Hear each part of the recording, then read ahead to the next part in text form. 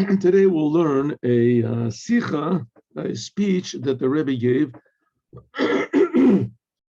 Excuse me, a speech that the Rebbe gave. When exactly did he give the speech? This was in 1950, 1962. 1962. Yes, the Rebbe gave a speech about this week's Torah portion, Parsha today. What can we learn from this story and relating of all the details in the tabernacle that were in the desert 3,300 plus or minus a little bit years ago, Right? The Torah was given 3,334, almost 4 years ago. And the tabernacle was made like a year afterwards, something like that, after they received the Torah.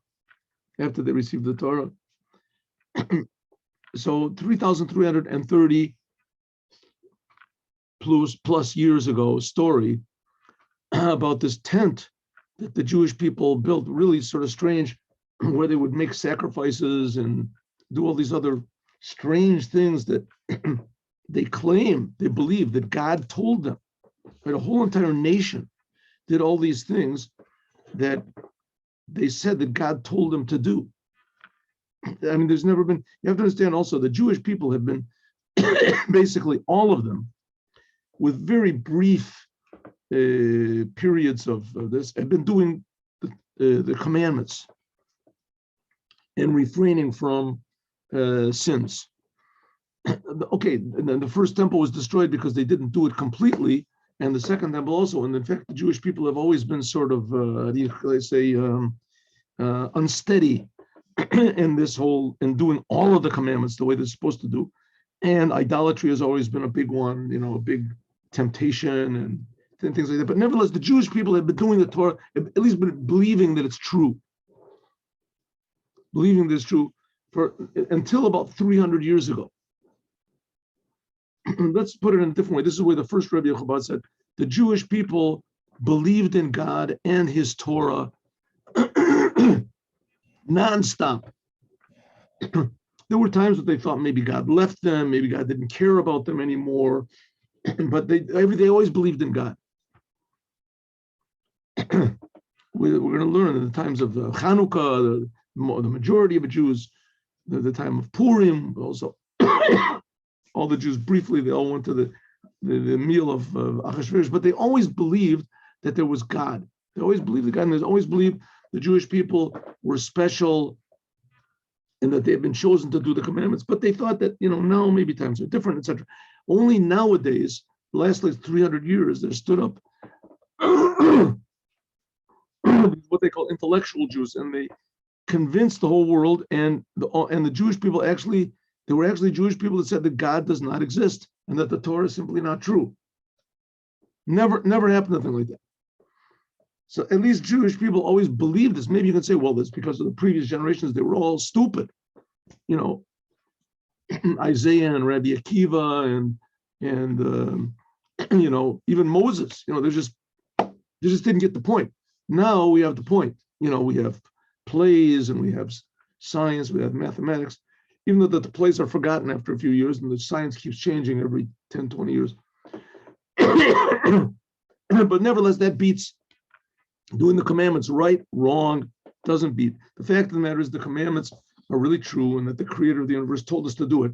But what can we learn from it nowadays when there's so much of a spirit in the air saying that they're not true and that there's no point in doing them? So, and that's what the Chassidut comes to do, to show us how eternal and vital are doing the commandments and believing in the creator, the commander.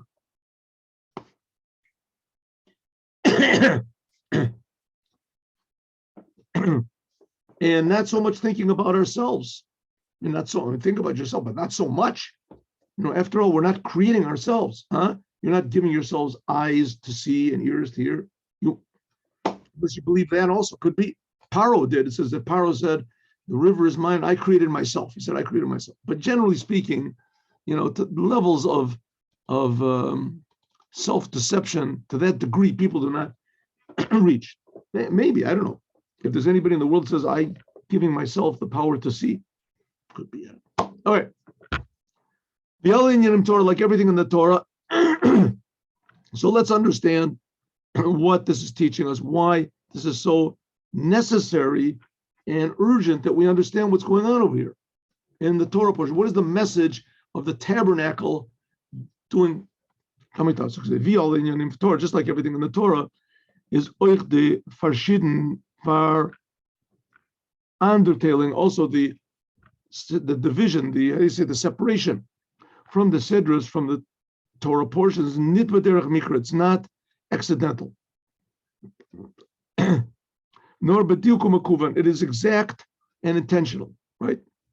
The different chapters of, who knows, War and Peace or some book by some author. They have chapters, but the chapters are what he decided. He just decided arbitrarily. Says, but the Torah is not. This is the creator of the universe. He's creating us right now, just like it's not arbitrary that we have 2 eyes in our head and we have 2 feet, and if our feet are at the end of our legs, that's not arbitrary. This goes according to deep Kabbalistic principles that God decided. God decided. It's the same thing as the Torah, much more so. The chapters of the Torah are not but just by chance. Thus, this means as Yeder Sidra, that every portion of the Torah as a Bezunder Dekura has its own certain point, its own certain message. Nit as to leave them Groiser Kamus Hatmen Gehat Einteilen the Torah. Not because there was just so much, the Torah is just so long, so just to make it easy for the reader, so they just divided it up in sedras. No. Oich der Namen, also the name from every Torah portion is nit, therefore it's not because the Sidra Hoip Tzichan, it begins with that word. Nor but Farkert, exactly the opposite. In them, Namen, in the name of the Torah portion, is Marum, is the Einhold, is the hinted at the content from the Kudas of Parsha, from the whole point and message of the Torah portion, and therefore is Rosh Hatchalat Sedra, the beginning of this Torah portion is that word. In other words, the Torah portion is called this because according to God's divine intervention and direction, that's how things came out. Or is this? Okay. Okay, what is it? Now, the fact is, if you look in history, you'll find out that these divisions were really made much later. The Torah portions, the divisions were made later. But there are some things which come out by divine, and they were made in a lot of times by non-Jews. But there are some good that comes out of everything, and this is also by divine intervention. And the great rabbis tell us what it is. Nevertheless, let's take this for face value. The Torah is a message. The word Torah means teaching. Everything in the Torah is a message for life. How much more so, says the Rebbe, the name of every Torah portion. This Torah portion is called Pekude. What's it mean? We'll see. Thus was the first state in the Zohar. This is what it says in the Zohar. Zohar is Kabbalistic Judaism. As is Zayin Faran, that there are 53 orders of the Torah. In the Torah, 5 books of Moses are divided into 53 sections. Un Dach Muvan, so it's understood as the Gan Sidros, that the 53 as portions of the Torah is a mispar meduyak. It is exactly the same every year. Oichem dem yorn, even in the years when Kevesa Sidros, sometimes 2 Torah portions are read together. So there's 53 when they're all separate, but sometimes there's Truma and Tetzava are written together, and Vayakel Pekudi are written together, and etc. Nevertheless, this number 53 is always 53, because the Chalukim Sidros, because the division of these Torah portions is Mitzad Yeder Bezunder Enyan, because each one has its own idea of something.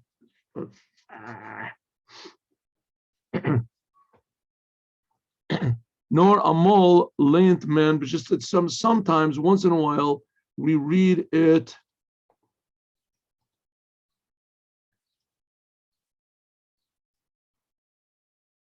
in a separate week. Unamol, and sometimes when two Torah portions are joined together, so we read these two lessons which are taught are read in the same week. But nevertheless, there's 53 separate lessons to be learned in a general way from the Torah.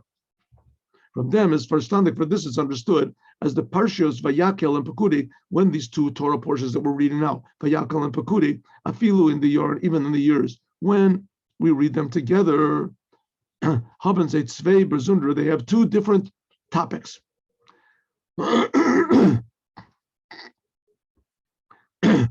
Even though both of them are speaking about the tabernacle and its vessels, and in Truma and Tetzaveh is also talking about the same thing. But in Truma and Tetzaveh, that's what we read like 4 weeks ago.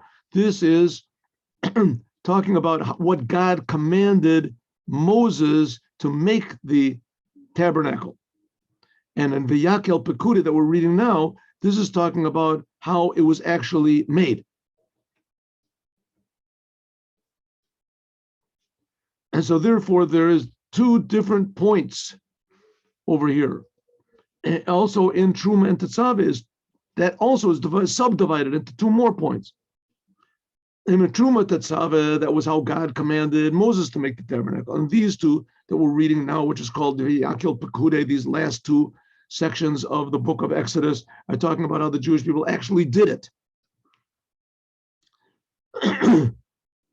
But nevertheless, those, even though the first two are talking about one topic and the last two are talking about another topic, but nevertheless, each one of those four has a different message to it.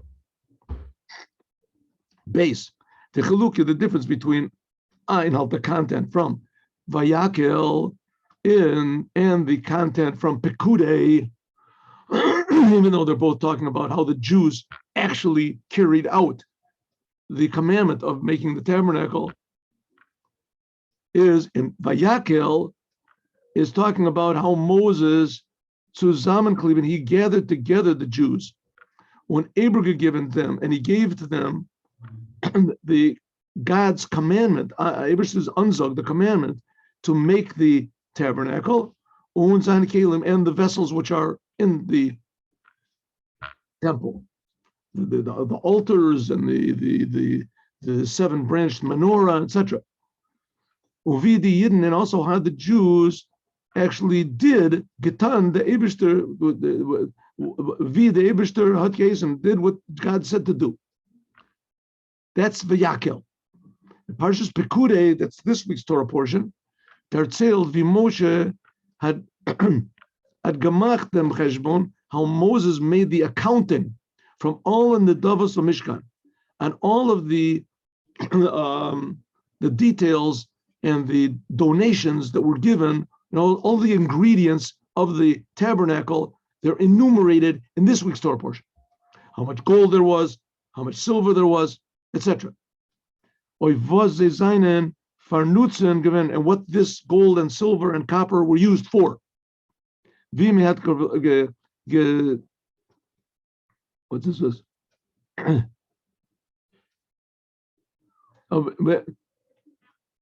How they built the Mishkan, owned the Kalim and the vessels, and Shemen, and they made the oil and etc.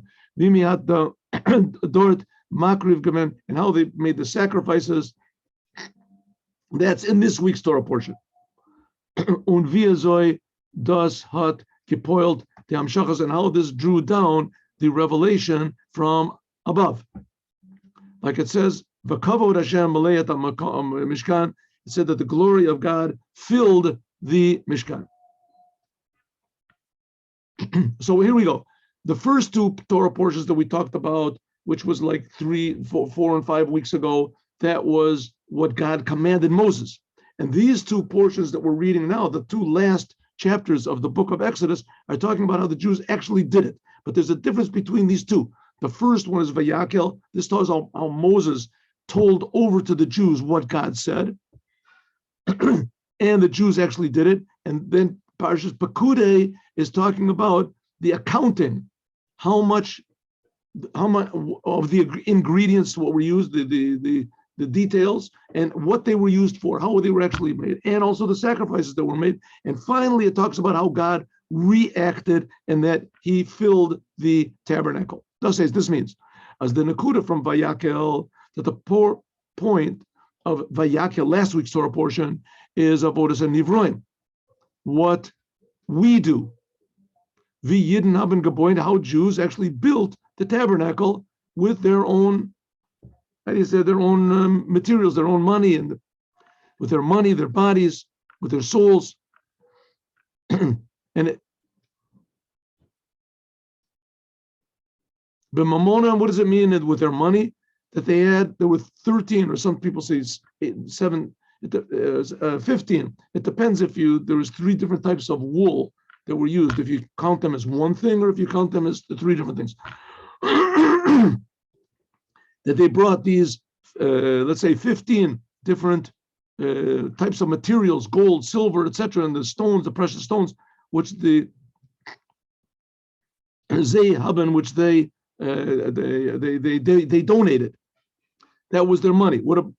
How the Jews used their money, their bodies, and their souls to build the temple. That was last week's Torah portion. The money is all these physical things that they brought. With their bodies, the tircha, the effort, and the work, mitten goof with their bodies to actually build the temple, to build the tabernacle. And benafshem with their soul, but it says venisu libo. They did it with a generous heart. Chachmas leiv, they built it with great wisdom of the wisdom of the heart, etc. In other words, they gave their money, their efforts, and their attitude were all given to God to build the tabernacle. Vos is darby, which by means of this were used all of these previous things. In other words, what was their attitude when they used these things? But after everything, the big novelty of this week's Torah portion is that God reacted. Kavod Hashem mileyat mishkan. That God actually reacted to what the Jews did. Even though that what they did and their service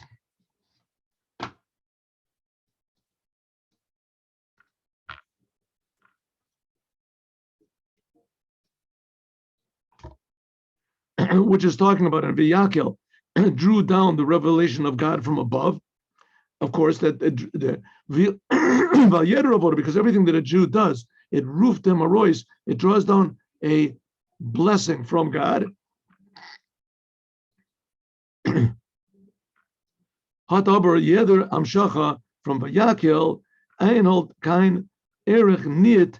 Whatever did happen from what they did in building the tabernacle, which was talked about last week's Torah portion, it has no comparison to the revelation that was at the end of this week's Torah portion. It says, "V'kavod Hashem miliyat mishkan," that the glory of God filled the tabernacle. It was something like the revelation on Mount Sinai. Some say it was even higher. It was his nimshach, which was drawn down the service by the service and the Shemana Mishcha and the anointing of the sacrifices and the oil and anointing oil and etc. in this week's Torah portion.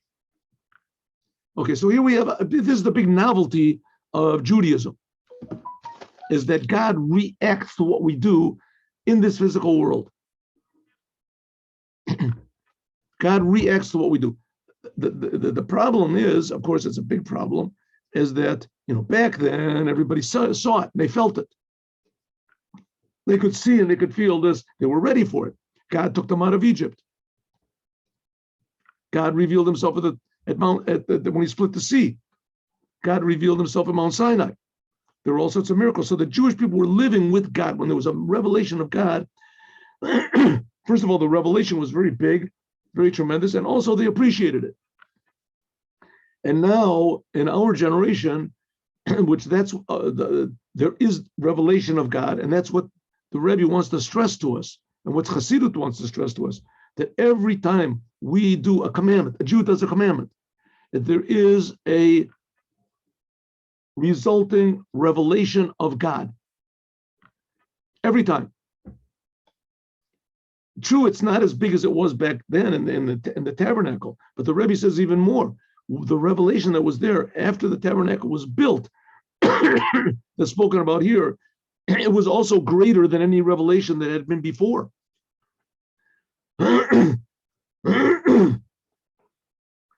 So here we have this big novelty that God has no form, he's infinite, he creates the world, there's no expression, he's greater than the angels, he creates the angels, he's incomprehensible, he's undivisible, he's anything you want to say, but he reacts to what we do. He cares about what we do. And that's what's stressed in this week's Torah portion. Parum, because Oich and the fallen, even in the times when Hazmana Milsahi, even in the times when the Jews, they prepared to have this revelation of God by doing the commandments and building the temple, the two greaten, a preparation of a thing is already that thing is Dach Aber Yadua, but it's known as the Hamshachat Alakus, the drawing down of godliness by Bestimta or by Bestimten, by Bestimmen un zu greaten Adavar Gashmi for a mitzvah is nit be'erich to them hamshacha from the was vet nimshach doing kiyum mitzvah poil. It's not when you prepare to do something, it says that draws down a godly light, but actually doing that thing is a greater light. Unachmar, and even more, is as a zoy benogea, so it is also in building and preparing the Mishkan and the Kelim and Parshas Vayakel. There it's talking about what everything was, how do we say, sanctified. It was made holy.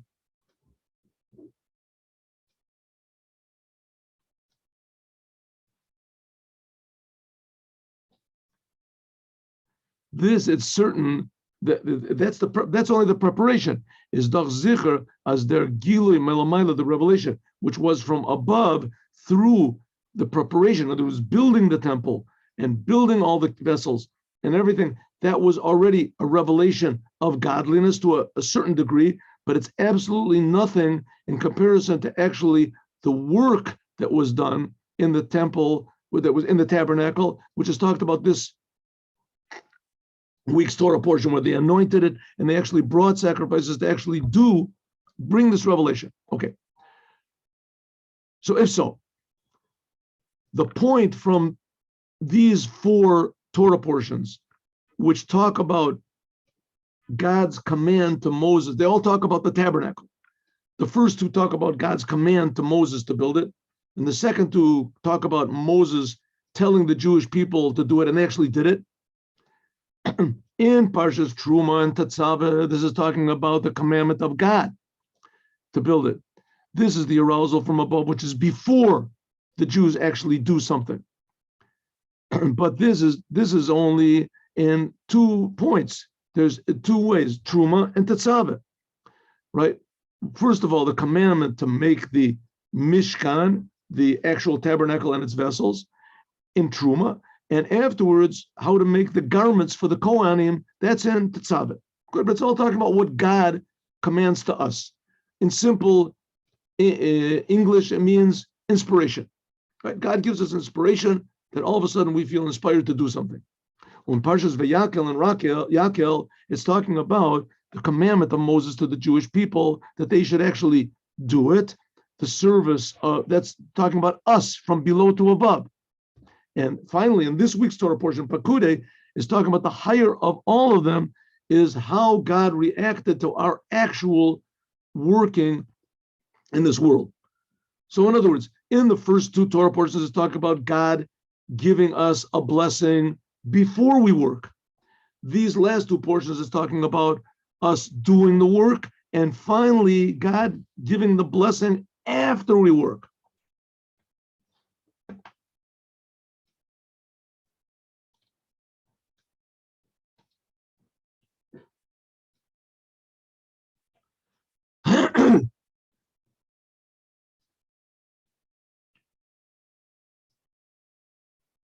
But if we don't, aber nicht geguckt auf der, was der Hamshacha from Parshas Vayakel kommt legamri nicht zu der Hamshacha from Parshas Likuti. Okay, but remember that these two Torah portions are talking about our work to God, and anytime a person works for God, he immediately receives some sort of a blessing, a reaction from God. But the reaction that was in Parshas Vayakel, last week's Torah portion, is nothing compared to what it is in this week's Torah portion.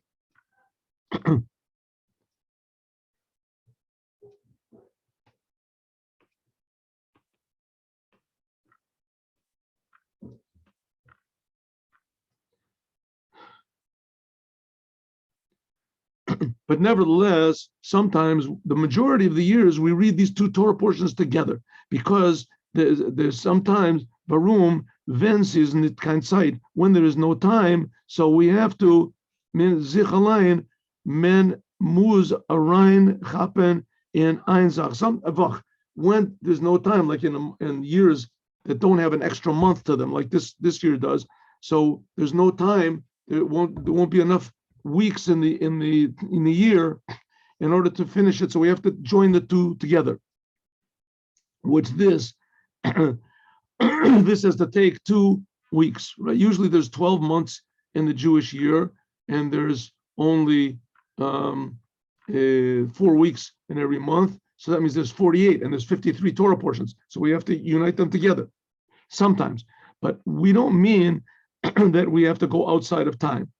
But what it means is because the whole thing of the temple and the tabernacle is to make God a dwelling place in this world, in time and in place. But if so, how can we read two Torah portions together? We say each one has a separate message, but it means that sometimes that in time, sometimes we have to be not so limited. Sometimes you have to go a little bit out of time.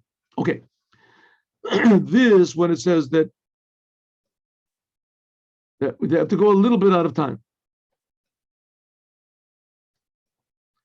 Dalit. The pu'ula from Lamaylam Yazman, this idea of bringing above time into time, namely when this year we read everything separate, but in the years when we read them together, is chibur from Maila Umata, going from above time into time. This is joining God with infinite God with the world. Dricht sich ois in dem chibur from the Sidrus zusammen, Vayakel, Pekudi, when they're read together. The point Vayakel is service, our service, and the thing of Pekude is drawing down godliness from above. When they're oiftu from them. And the result of this, the lesson from this is, as men darf mechaber sein beide zusammen, you have to join both together. Und das ist a hachtama, this is a preparation from the revelation that's going to be of godliness in the future, the days of the Moshiach. As es wird, vasamti kad kedenu keden.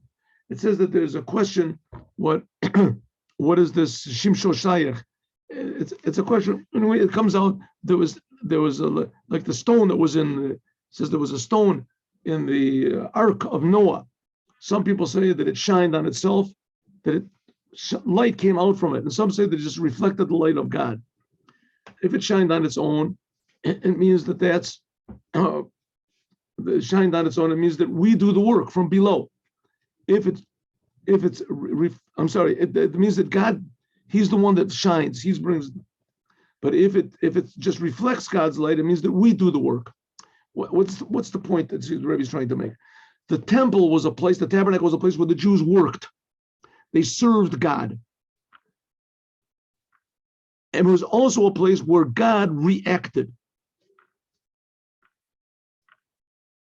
Sometimes we have to wait. It's a separate thing. We have to do the work, and then we have to wait, believe that God will react. Sometimes it all comes together. Similarly, the world. The world is an amazing creation of God. Amazing creation of God. But we don't see God in the world. We see the creation. And God is something we talk about. We believe in. Can these two things be joined together?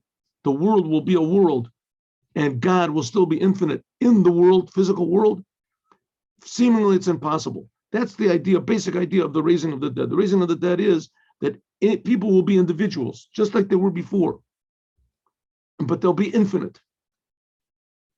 They'll be infinite in time, and they'll be infinite in abilities. What exactly this means, I don't know. But it says even their bodies won't die. That's what it means to join these two Torah portions together. God's revelation from above and our work from below. And then our work from below and God's reaction from above. That means joining it all together.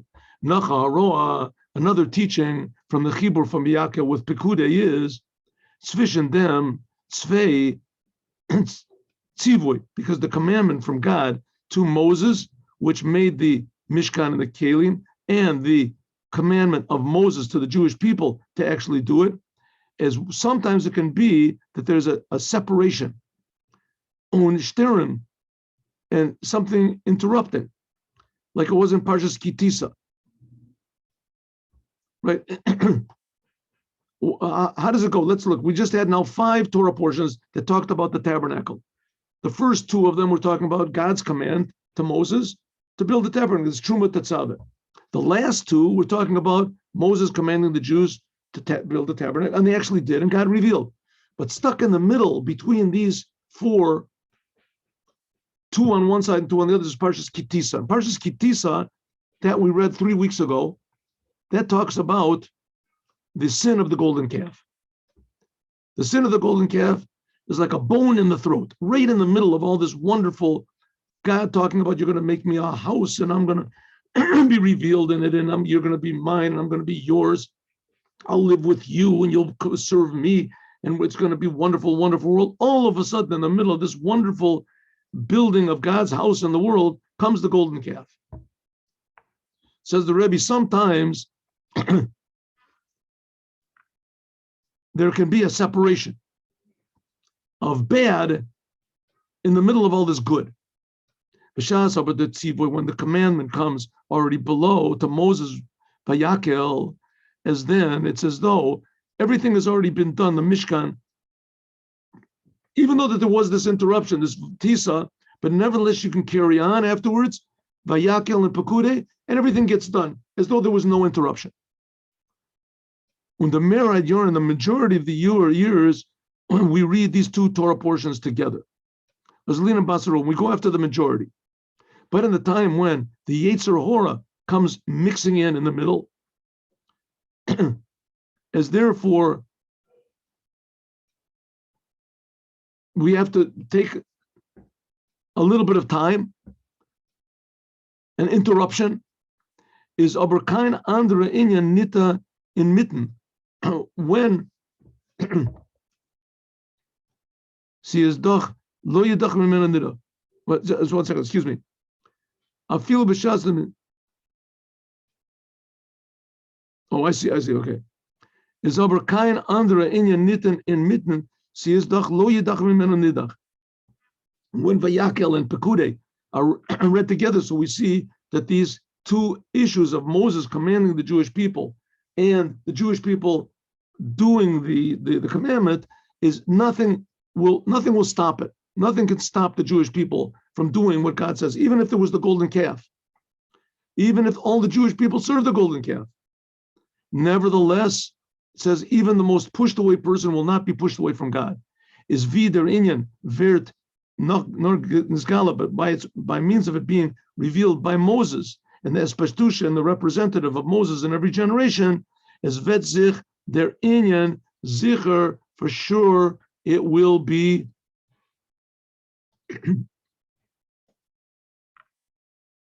oiftan, done. So what do we have? God commanded Moses, right? That was in Truma Tetzaveh, make the temple, here are all the ingredients, here's how to do it. I'm going to be revealed to you. You can repay me. This is going to be wonderful. We're going to have this amazing marriage, like King Solomon said, that when the temple was built, the tabernacle, then this was the marriage of the Jewish people with God, right? All of a sudden comes the golden calf in the middle. And that's it, finished. Says the Rebbe, don't worry about it. After the golden calf, Nevertheless, we have these two Torah portions. Vayakel and Pekude. Moses gathered the Jewish people together and said, let's continue working. Didn't make any difference what you did. You're going to be able to build the temple, the tabernacle, and it's a sign, Mishkana Edut, we said. It's a sign that God has forgiven you from the golden calf. The golden calf, there's never been a sin like the golden calf. You won't. Right at Mount Sinai, God personally told the Jews the first two of the 10 commandments. I'm God that took you out of Egypt. Don't worship any other gods. Right? You can only worship the God that took you out of Egypt. The golden calf took them out of Egypt. The Jewish people said, oh, this is the God that took us out of Egypt. This is it. And they made it some sort of a dreya, this. The worst possible sin you could have. They were eating from the man. They were drinking from the water, the miraculous water, while they were sinning with the golden calf. They knew God took them out of Egypt. And just a 90 days earlier, they had been in Egypt, slaves. And God took them out. Big miracles, and they worshiped the golden calf. You can't have a sin as bad as that. Nowadays, people do sins. They don't know any better. They get depressed. They get whatever. Here, the Jewish people were sitting high. They were in the middle of the desert. And they were being fed by God in the middle of the desert, food from heaven. What? Because Moses wasn't there, so they all of a sudden everybody got crazy and they made the golden calf. That's no excuse. And God wanted to wipe them all out. If it wasn't for Moses, God would have wiped them all out. Moses said, no, if you want to, then wipe me out. But it's a terrible sin. So you figure God would say, okay, Moses, I won't wipe them out, but forget it. I can't give these people. What do you want from me? I can't give them the tabernacle. You see that they mess everything up. I can't trust these people with it. Right? These people are traitors. They went against me. I can't trust them. Moses said, don't worry about it. It's going to be okay. And you know what God said? Okay, no problem. And that's these two portions. Now, the commandment of Moses to the Jewish people is there's their tziboy alein shoin avtacha. This commandment of Moses to the Jewish people to build this tabernacle. This is already a promise. As their inyan that for certain it's going to be done. This means as vet zicher zayin the avoda, that certainly the Jewish people will return to serve God in the temple. As vet zicher, and certainly it will bring the glory of Shem filling the Mishkan.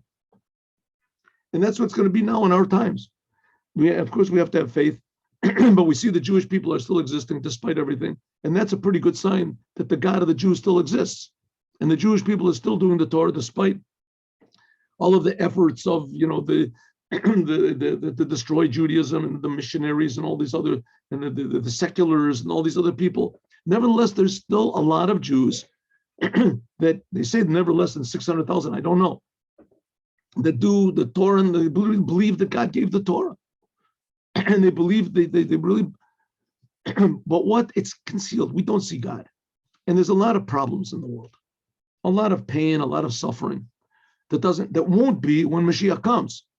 So all we can say is we have to believe with a full heart that just as we see that the Jews are still here and God did not leave the Jews and the Jews did not leave God, that God will actually fill, like it says, Malay at the Mishkan, that will be the third temple, and God will again fill the world with his revelation. There won't be any more wars. There'll be big miracles, even greater than when we left Egypt by means of the Lubavitcher Rebbe, Melech HaMashiach, that will come and redeem all of the Jewish people and all the world from all of the confusion and ignorance and suffering, etc., etc., etc., and make this world a good, beautiful, meaningful, blessed, holy, dynamic, happy place. We need Mashiach now. Okay, now let's do this. 1 second. I'm going to do the Yom Yom. Here we go. Just do the Yom Yom for today and for tomorrow.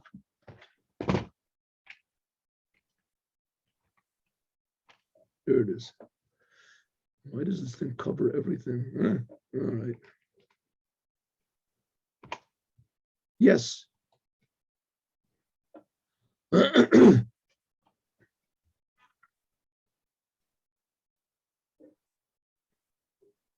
right, this is just a point in the prayers. I want to tell you a story because we're already here. So I'll tell you a good story. 1 second. There's the Yom. That's for today. And how do we get to tomorrow? Do we get to tomorrow?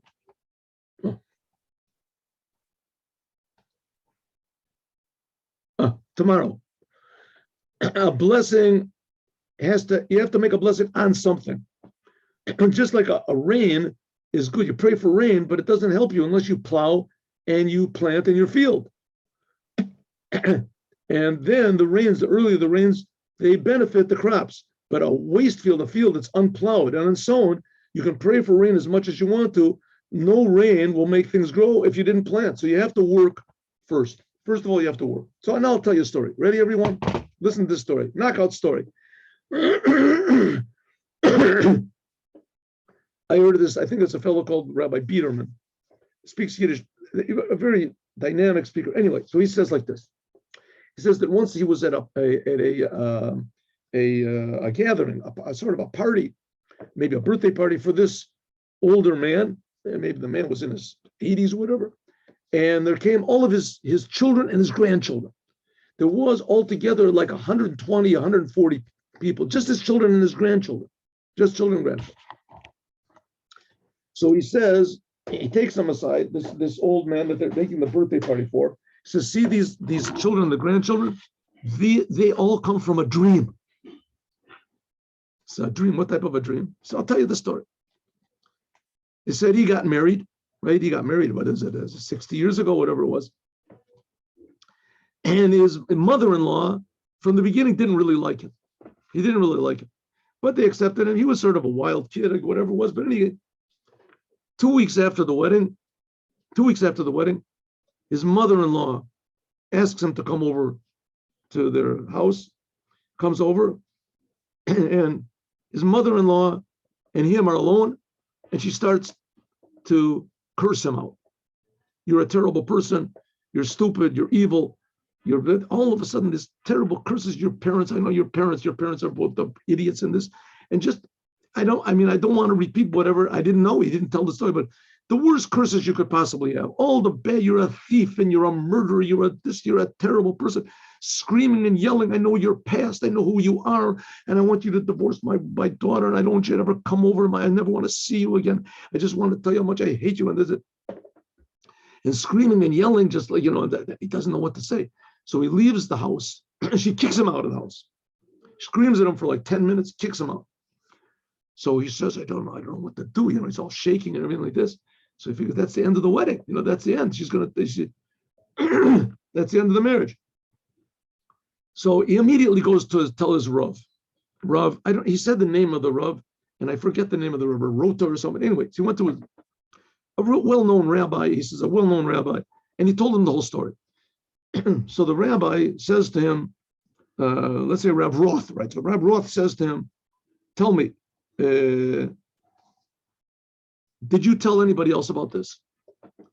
So he said, no. You didn't tell anybody? He said, no, I can't. She just screamed at me like 15 minutes ago. I came right to your house.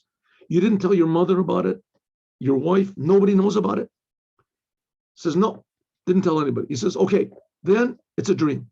I said, no, but, Kavod Rav, it's not a dream. She was really screaming at me. She says, I'm telling you, it's a dream. A chalom. It's a chalom. It's a dream. A chalom means a dream. I said, but it wasn't a dream. She screamed at me. I'm still shaking. I'm telling you, it was a dream. That's it. A dream. It wasn't real. Don't tell anybody nothing. It didn't happen. It was a dream. So he leaves. The big rabbi is a great person. He told him what happened. How could he say it was okay? He said it was a dream. Doesn't understand why he would say such a thing like that, but there must be some sort of logic. The Rav didn't go crazy. Listen, the whole world is going crazy, right? Okay. So he doesn't tell anybody. Goes home. 2-3 weeks later, he gets a call from his mother-in-law. She wants to talk to him. No, he just kicked her. 3 weeks ago, he kicked him out like a dog. Okay. Maybe she wants to scream it again. Yeah, scream. He goes to his mother-in-law. Yes. She said, listen, I've been thinking about what I said to you. I regret every word. I'm really sorry. I didn't mean any of it. I don't know what got into me. So he says to his mother-in-law, excuse me, what do you mean? So she says that I yelled at you and said those terrible things 3 weeks ago. Says, you yelled at me 3 weeks ago? She said, yes, I yelled at you. You don't remember? I don't know. Maybe he had a dream. He says what the rabbi told. Maybe it was a dream. You yelled at me? I don't remember such a thing like this. Why? You're such a nice lady. Why would you yell at me? His mother-in-law says, a dream. She said, you know what? I spoke to your mother.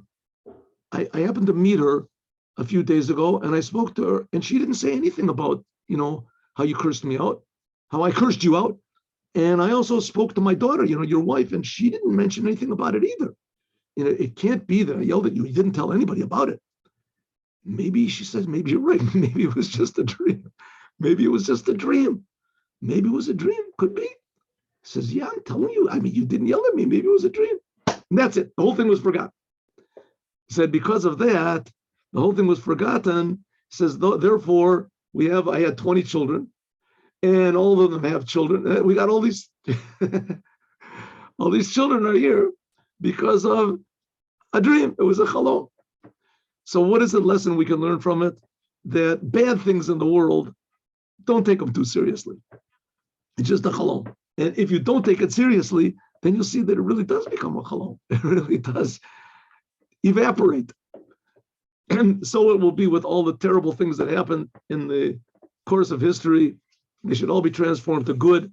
And now the whole world is turning upside down, right, over and over. You've noticed they said that that they're nominating Putin to receive the Nobel Prize for medicine, because in just a couple of days, he just cured all of the corona. Nobody's thinking about corona anymore. Nobody talks about it. All of a sudden, there's no masks anymore, no shots, All right, my friends, have a good Shabbat. God bless you with Moshiach now. And let's see. Okay, good. God bless you with a lot of blessings, a lot of good news, and only good news. And the best news of all is Moshiach now. Shabbat shalom. See you on Sunday, 8:15.